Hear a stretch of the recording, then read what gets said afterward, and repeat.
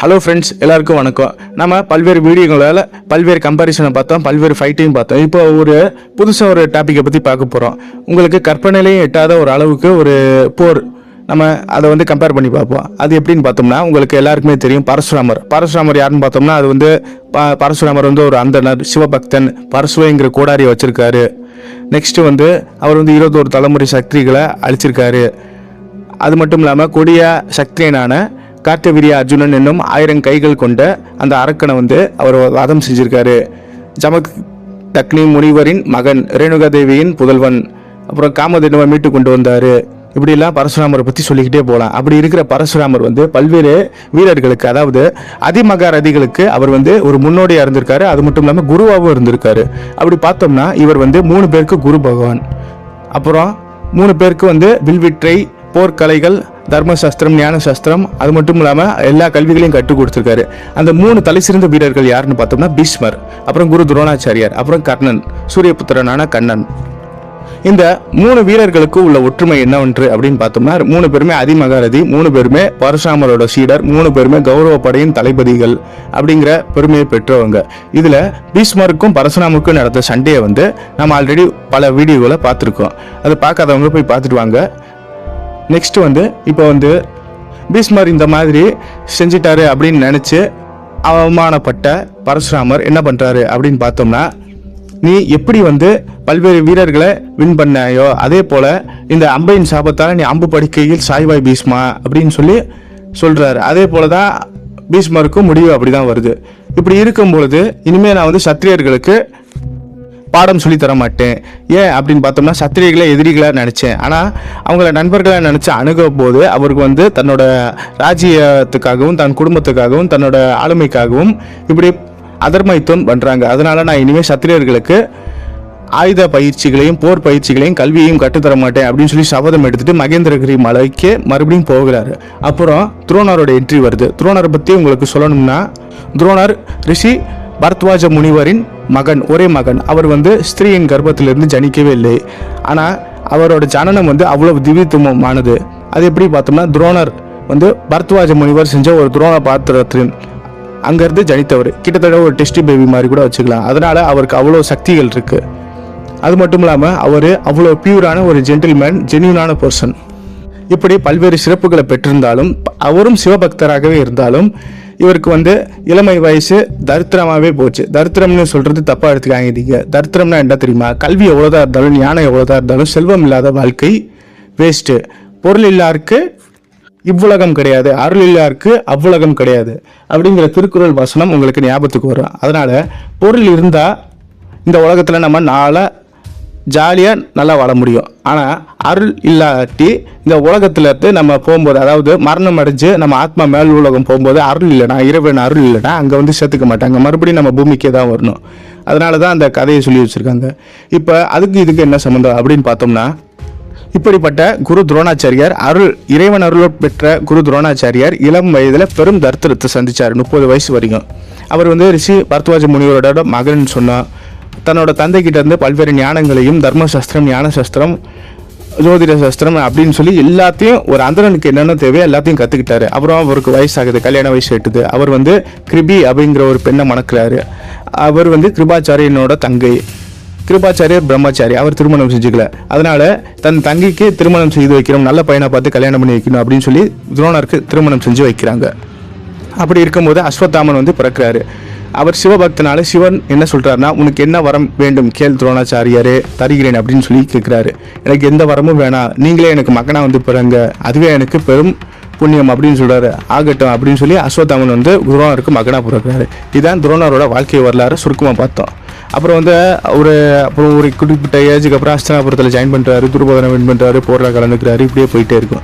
அப்படி இருக்கும்போது இவர் போர்க்கலை எங்கே கற்றுக்கிட்டாரு, அந்த ப்ரொஃபஷனலாக அந்த ஆர்க்கரி எங்கே கற்றுக்கிட்டாரு அப்படின்னு பார்த்தோம்னா, இவர் இளம் வயதில் கஷ்டப்பட்டார் அப்படின்னு பார்த்தோம். திருமணம் வயது எட்டிய பிறகு அவருக்கு என்ன பண்ணுறதுன்னு தெரியாமல் சுற்றிக்கிட்டே இருந்தார். அப்புறம் அவரோட தந்தையான பரத்வாஜ முனிவர் சொல்கிறாரு, பரசுராமர் இங்கே இருப்பார், போய் பாரு, அவரோட தரிசனம் கிடச்சிச்சுன்னா நம்ம தரித்திரம் ஃபுல்லாக விலகும் அப்படின்னு சொல்கிறாரு.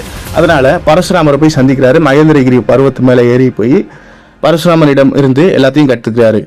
இவர் ஆல்ரெடி அந்தனர் தான், பரசுராமரும் அந்தனர். அதனால 2 பேருமே சேர்ந்து உனக்கு எல்லாத்தையும் கற்றுத்தரேன் அப்படின்னு சொல்லி எல்லா விதமான போர்க்கலைகளை கற்றுத்தராரு. வாழ்வீச்சு, ஈட்டி எறிதல், அப்புறம் சிலம்பாட்டம், அப்புறம் கதாயுத்தம் எல்லாத்தையும் கற்றுக் கொடுக்குறாரு. ஒரு வெல் விஷஸ் குருவாகவே குரு துரோணாச்சாரியரை மாற்றுறாரு. யாருன்னு பார்த்தோம்னா பரசுராமர்.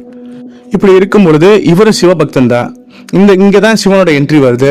உனக்கு என்ன வரம் வேண்டும் அப்படின்னு சொல்லி, அப்போதான் அஸ்வத்தாமன் மகனா பிறக்கணும் அப்படின்னு சொல்லி வேண்டுறாரு. இப்படி இருக்கும் பொழுது சிவபெருமானிடமிருந்து இவர் வந்து பாசுபத அஸ்திரத்தை பெற்றிருக்கலாம் அப்படின்னு நீங்க நினைக்கலாம். அதான் தவறு. அவர் வந்து பாசுபத அஸ்திரத்தை பெறல. ஏன்னு பார்த்தோம்னா ஒரு வாரம் தான் சிவன் தர முடியும். அந்த ஒரு வாரத்தை அஸ்வத்தாமனாவே தந்துட்டாரு. அதனால பாசுபத அஸ்திரம் இவரால் பெற முடியல. அதன் காரணமாகவே இவர் வந்து பாசுபத அஸ்திரத்தை வைத்துக்கொள்ள முடியாத அளவிற்கு போய்விட்டார். ஆனா இவர் நாராயணனிடமிருந்து தவம் பெற்றும் சரி, நாராயணனின் அம்சமான பரசுராமரிடமிருந்து எல்லாத்தையும் கத்துக்கிறதுனால இவருக்கு வந்து நாராயண அஸ்திரம் வந்து பெறப்பட்டது. அதனாலதான் போரில் இவர் நாராயண அஸ்திரம் யூஸ் பண்ணாரு பாண்டவர்களுக்கு எதிராக. அதை வந்து கிருஷ்ணன் காப்பாற்றிடாரு. நெக்ஸ்ட் வந்து பிரம்மாஸ்திரத்தை வந்து குரு துரோணாச்சாரியிடம் இருந்து இவர் கத்துக்கிறாரு. அப்புறம் மெயினா சிவபெருமானின் அடுத்த அம்சமா இருக்கிற பார்கவ அஸ்திரத்தை இவர் வந்து தன் கைவசம் வச்சிருக்காரு. அந்த அஸ்திரமும் பாசுபத அஸ்திரத்திற்கு நிகரான அஸ்திரம் தான். நெக்ஸ்ட் மகேஸ்வர அஸ்திரத்தை பயன்படுத்தினாரு. அது வந்து ஈசனோட திரிசூலத்திற்கு நிகரான சக்திகளை கொண்டது. நெக்ஸ்ட் வந்து சந்திராசுர அஸ்திரம் அப்படிங்கிற ஒரு அஸ்திரத்தை வச்சிருக்காரு. இந்த அஸ்திரத்தை ராவணன் வச்சிருந்தாரு அந்த காலத்துல. அது வந்து ஒரு பெரிய சந்திரன் வடிவில் இருக்கும். சுழற்று கொண்டே சென்று எதிரிகளை வந்து வதம் செய்யும், சமஹாரம் செய்யும். நெக்ஸ்ட் வந்து அக்னி அஸ்திரம், வாயு அஸ்திரம், அப்புறம் மாய அஸ்திரம் அப்படின்னு சொல்லி நிறைய அஸ்திரத்தை இவர் வந்து பெற்றிருக்காரு. அதன் காரணமாகவே பீஷ்மருக்கு வெறும் கலை தான் கத்து தந்தாரு, அஸ்திரத்தை தரல. ஏன்னா அவர் சத்திரியனால. அதனால இவர் அந்தரன் என்ற காரணத்தினால தன்னிடம் இருந்த அனைத்து சக்திகளையும் அனைத்து அஸ்திரத்தையும் சிவபெருமானிடமிருந்து என்ன பெற்றாரோ, நாராயணனிடமிருந்து என்ன பெற்றாரோ, பிரம்மரிடமிருந்து என்ன பெற்றாரோ அனைத்து அஸ்திரத்தையும் ஒண்ணு விடாம துரோணருக்கு தந்துட்டாரு. அதனாலதான் துரோணருக்கு எல்லா கலைகளிலும் ஆர்வம் அதிகமாக இருந்துச்சு. எல்லாத்துலேயும் வெல்வெஸ்டராக இருக்க முடிஞ்சு, எல்லாத்தையும் ஹேண்டில் பண்ணுற அளவுக்கு கெப்பாசிட்டி இருந்துச்சு. இவர்கிட்ட இல்லாத ஒரே அஸ்திரம் எதுன்னு பார்த்தோம்னா பாசுபத அஸ்திரம் மட்டும்தான். இப்படி பார்த்துட்டோம். இப்படி இருக்கும் பொழுது துரோணருக்கு எல்லாமே கிடைச்சிச்சு. பீஷ்மரும் எல்லாத்துக்கும் வச்சிருக்காரு. நெக்ஸ்ட் வந்து பரசுராமரிடம் வந்து போக வேண்டிய நேரம் வந்துருச்சு. அதனால பரசுராமர் சொல்லிட்டாரு, இங்க பாரு துரோணாச்சாரியாரு, நீ எல்லாத்தையும் கத்துக்கிட்ட, இப்போ ஒரு சின்ன டெஸ்ட். நீ எல்லாத்தையும் வச்சிருந்தாலும் உனக்கு ஒரு டெஸ்ட் வைக்க போற, இறுதியான டெஸ்ட். அது என்னன்னு பார்த்தோம்னா என்னை வின் பண்ணிட்டு இங்கிருந்து கிளம்பு அப்படின்னு சொல்லி அவர் சொல்றாரு. காமெடியா இல்லையா? எப்படி அவர் சொல்றாருன்னு பார்த்தோம்னா, நீ ஒரு அந்தரன், நானும் ஒரு அந்தரன், நீ நானும் செஞ்சு சமூகத்துல பல்வேறு இன்னல்களை சந்திச்சிருக்கோம். அதனால என்னைய வந்து நீ வின் பண்ணிட்டு போயிட்டேன்னு வச்சுக்கவே, உன்னால ஈஸியா ஹேண்டில் பண்ண முடியும் சொசைட்டி அப்படின்னு சொல்லி பார்ப்போம். இங்கே தான் இவங்களுக்கும் பரசுராமருக்கும் இடையிலான போர் வந்து நடக்க ஆரம்பிக்குது. பீஷ்மருக்கும் பரசுராமருக்கும் நடந்த போர் மாதிரியே துரோணருக்கும் பரசுராமருக்கும் போர் நடக்க ஆரம்பிக்குது. வந்து தன்னோட புஜ பலத்தை பயன்படுத்தி சண்டை போடுறாங்க. அப்புறம் வந்து உடல் பலத்தை பயன்படுத்தி சண்டை போடுறாங்க. அப்புறம் பல்வேறு வாரங்கள், திங்கள்கள், வருடம், வருஷம் அப்படின்னு சொல்லி சண்டை போடுறாங்க. நெக்ஸ்ட் வந்து இவர் வந்து மலையிலேருந்து விழுக்கிறாரு. அப்புறம் ஆத்தங்கரைக்கு போகிறாரு. ஆத்தங்கரையிலேருந்து காட்டுல இருந்து மேட்டு, அப்புறம் பல்வேறு இடத்துல போய் சுற்றி சுற்றி சண்டை போடுறாங்க. சளிப்படைஞ்ச 2 பேருமே வாழ்வீச்சை எடுத்து சண்டை போடுறாங்க. வாளும் உடஞ்சு போகுது, ஈட்டியும் உடஞ்சு போகுது, அப்புறம் கதையும் உடஞ்சு போகுது. நெக்ஸ்ட் அப்படின்னு பார்த்தோம்னா கோவப்பட்டு 2 பேருமே என்ன பண்றதுன்னு தெரியாம, கோவப்படல 2 பேருமே அதன் காரணமாம வின் பண்ணணும் அப்படிங்கிற எண்ணம் மட்டும் இருந்துச்சு. அதனால எல்லா அஸ்திரத்தையும் உபயோகப்படுத்தினாரு. இவர் வாயு அஸ்திரத்தை செலுத்தினா அவர் வந்து மகேஸ்வர அஸ்திரத்தை செலுத்துறது, இவர் வந்து வர்ணம் செலுத்தினா அவர் வந்து அக்னி செலுத்துறது, இவர் மகேந்திர ஜலம் செலுத்தினா இவர் இந்திர ஜலம் செலுத்துறது அப்படின்னு சொல்லி மாறி மாறி சண்டை போட்டுக்கிட்டே இருந்தாங்க. அங்க வந்து ஒரு பட்டாசு திருவிழாவே நடந்துச்சு. பட்டாசு திருவிழா நடந்துச்சுன்னா ஒரு அஸ்திரம் மோதி கொண்டாலே பல்வேறு அக்னி பிளம்புகளும் நெருப்பு குழம்புகளும் இப்படி கலர் கலராக தெரியும். இப்படி 2 தலை சிறந்த வீரர்களும் குருவும் மாணவனும் சண்டை போடல, 2 பேருமே விளையாட்டாக மோதி பார்க்குறாங்க. எப்படி காம்படிஷன் மாதிரி வச்சுப்பாங்கல்ல, இப்போ பிடி மாஸ்டருக்கும் அவனோட ஸ்டூடெண்ட்டுக்கும் நடுவில் ஒரு சிலம்பாட்டம் வைப்பாங்களே, அந்த மாதிரி 2 பேருமே விளையாட்டாக சண்டை போடுறாங்க. இப்படி பல்வேறு அஸ்திரங்களை மாறி மாறி அடிச்சுக்கிட்டு தன்னோட அஸ்திரங்களை உடஞ்சி போய் கடைசியாக ஒரு ஃபைனலுக்கு வருது. இப்படியும் பிரம்மாஸ்திரத்தை பயன்படுத்தினா அவரும் பயன்படுத்துவார், அது பயனற்று போகும், யாராச்சும் வந்து காம்ப்ரமைஸ் பண்ணுவாங்க அப்படின்னு சொல்லி 2 பேருமே என்ன சொல்கிறாங்க அப்படின்னு பார்த்தோம்னா, கோவப்பட்டு பீஷ்மர் மாதிரியே இவர் எதுவும் செய்யாமல் துரோணாச்சாரியார் சிந்தனை கெட்டாத அந்தரங்க கோபம் வெளிப்படும் அப்படின்னு சொல்லி ஒரு கோபத்தில், எப்படி அஸ்வத்தாமன் மரணிக்க போது அவர் எப்படி கோவப்பட்டாரோ அதே மாதிரி கோவப்பட்டு பரசுராமரோட ஜாடையாவே இவர் மாறிட்டாரு. பரசுராமர் எப்படி சத்திரியர்களை வதம் செய்யும்போது கோவப்பட்டாரோ அதே மாதிரி இவரும் வதம் செஞ்சு கோவப்பட்டார். கோவப்பட்டு 2 பேத்துக்கும் மல்யுத்தம் நடக்குது. இருந்தாலும் சண்டை வந்து டிராவ் ஆகி 2 பேருமே விட்டுட்டாங்க.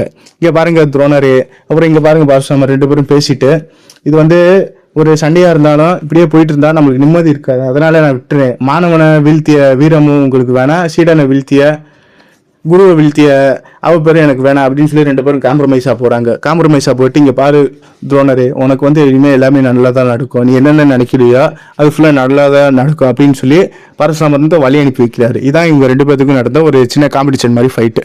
நன்றி, வணக்கம் நண்பர்களே. ஓம் நம சிவாய. வேறு ஒரு பதிவில் பார்ப்போம். தொடர்ந்து இணைந்திருங்கள்.